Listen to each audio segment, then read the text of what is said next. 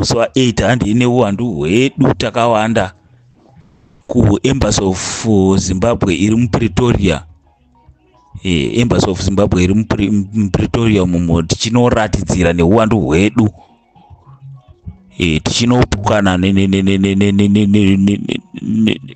nezvigananda. Tiri kunopota kupukana nezvigananda zvakauya nezvinhu zvavo zvakauya nazvo, zvimatsamba zvavo zvakauya nazvo zvakagadzira izvozvo zvekuda kuti wakanganise nyoka yemabhunu kuno kuti wakwanise kunge wachimutora kuti uda kuti waende naye kuZimbabwe. Saka ngatiende neuwandu hwedu tichinoratidzira tichipukana naizvozvo. Ngatisapotei nyoka yemabhunu, comrade nyoka yemabhunu. Tichibva pane izvozvo, ndoda kuti dai zvaibvira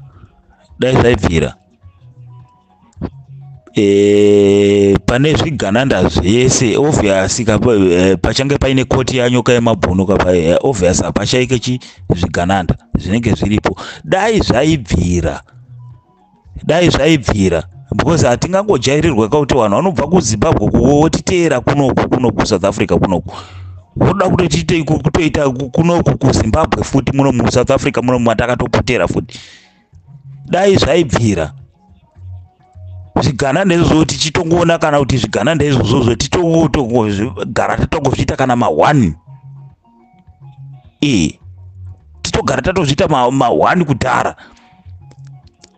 Paunosvika kukoti papa obviously zvigananda zvinenge zvichitongoonekwa ende hapana ngatongotadza kutoziva kuti izvo zvigananda izvi ndizvo. Tibva tatongogara tatongomaka motikari dzavo pawanenge wakutongoti wapedza koti yapera kana zvimwe zvese zvinenge zvapera, totongotebva tatongotaka kutongoataka motikari dzavo, kungave kutema kana nematombo kana kuita sei, zvese totongoita ipapo because hatikangojairirwe takapotera futi, todheererwa futi takapotera kuti kumusha toita mandonda, then kuno kwacho futi toita mandonda futi nekuda kwezvigananda 1 2 3 4 5 1. Hazviko izvozvo. Saka ndotongokurudzira vana vese veZimbabwe kuti ngatitogare tatomaka zvigananda izvi, kana chitogara tatozvimaka ngatitogare tatozvimaka zvigananda izvi nemotikari dzavo vachisvika pakoti papa. Koti kana yapera right chovha chatotsva futi, yototanga hondo ipapo. Kungave kubaya matai kana kuita sei, hapana kwezvichatomboita zvigananda izvozvi, because vari kutikanganisa vanhu ava, vari kutikanganisa kuti vanobva kuZimbabwe uko wotiteera kuSouth Africa, kuteera kuSouth Africa. Makambozvionepiwo izvozvo? Ndatopotera kuSouth Africa kuno kunino, wotouya kunoda kutondishungurudza futi kuti kuZimbabwe kwacho ndikauya kuZimbabwe uri kundishungurudza, ndatiza ndauya kuSouth Africa kuno wakutondishungurudza futi. Nai ndochicho zviriko here izvo? Saka maZimbabwe ndinotongokukurudziraiwo kuti petiri kuita dhemo yedu ngatigare tatomaka zvigananda izvi, ngatisatombofe takatombojairirwa nezvigananda izvi. Hazviko izvi, ngatigare tatozvipedzera then totoziva kuti tapedza nayo man. Hazviko zvitiri kuitirwa izvi. Tosvika kupiko taneta, tosvika kupiko taneta nevanhu ava, taneta. Munanga akura 82 years, haadi kusiya chigaro, ari kungoramba akangoti kwindi ari pachigaro, haadi kusiya chigaro. Siyira chigaro vamwe, nyika iende mberi. Haadi, basa rangu ari kungotuma vanhu vachisenda masiyayo vachiita sei zvaari kuita izvi, vachishandisa mari yenyika, kushandisa vanhu vachituma vanhu kunoponda zvizvarwa same as you. Chizvarwa cheZimbabwe chakangoita sewe, ndizvo zvamakushandiswa kungoita kuti munoponda munhu akangoita sewe muZimbabwe. Zviriko here izvo? Even kana izvi dzimwe nyika izvi zvakaita sana South Africa izvi, wanotiwo chiiwo icho chetiri kuita kuZimbabwe? Chii zvinozve ndo chii ichochi zvetiri kuita izvi? Tosvikepi?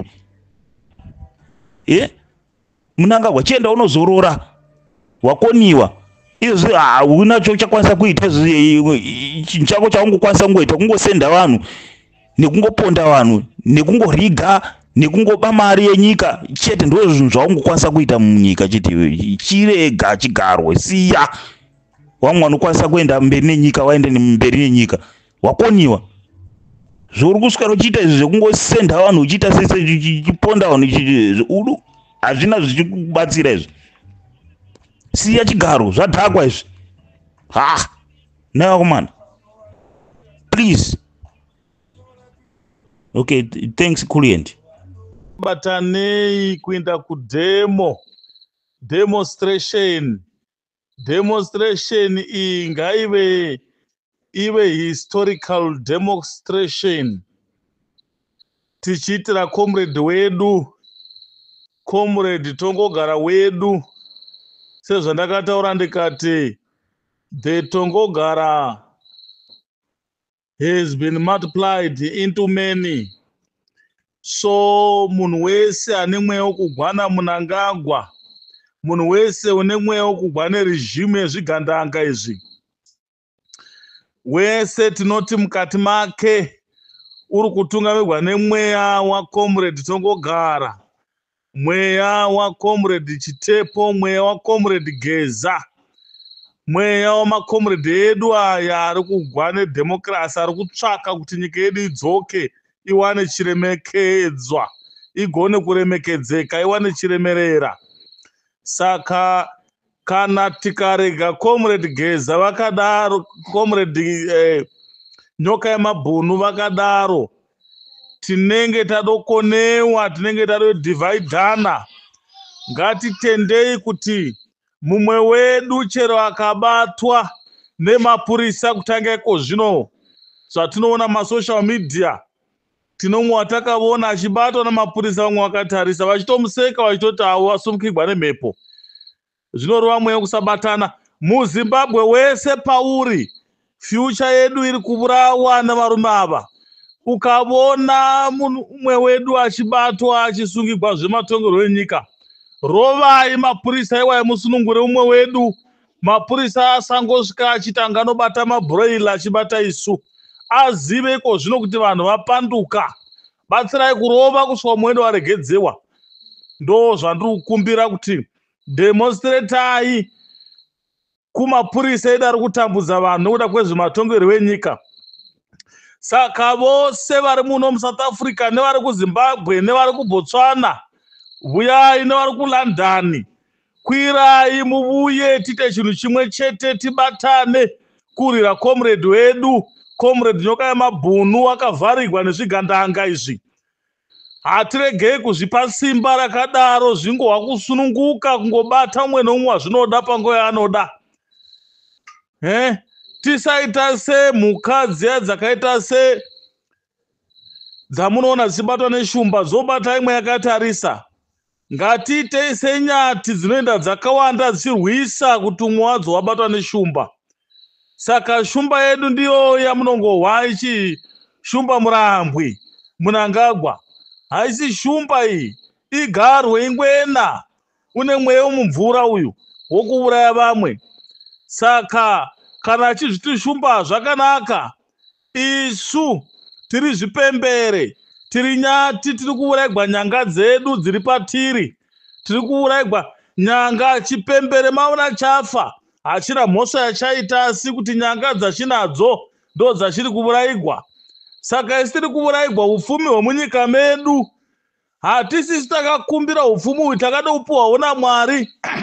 Takaberekwa munyika ine upfumi, zvino taakuurayigwa chii nokuti Mwari wakabereka umwe nomumwe mumavhu ake munyika yake. Iye wakaberekwa kuZambia uko kunotongwa naHichilema Hakainde. Ngaaende ikoko kwaHakainde, ngaaende kwaHakainde anogara ikoko, tione simba iro tungariite here ikoko.